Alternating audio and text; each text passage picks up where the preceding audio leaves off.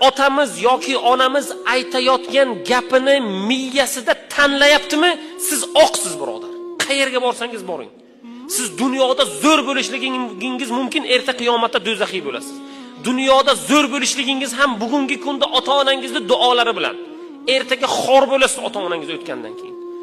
Ota turib, ona turib, ertalab uyqudan uyg'onib xohlagan gapini sizga filtrsiz, xohlagan tempda yoki baqirgan holatda, past holatda, o'tirgan va turgan holatda ayta olmasa, sizni oq bo'lganingiz, siz o'zingiz xarakteringizni ko'rsatganingiz uchun, ularda oldida arazlaganingiz, tumshug'ingiz, kayfiyatingizni ko'rsatganligingiz uchun ular gapni tanlaydigan bo'ladi.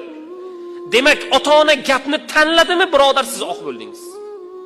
Ota-ona tanlamasin. Xohlagan gapini gapirsin. Bugun ertalab turadi-da, "Yo'q, men ovqat yegim kelmayapti. Xo'p, men falon joyni, falon narsasini yemoqchiman" desa. Xo'p, ketdik.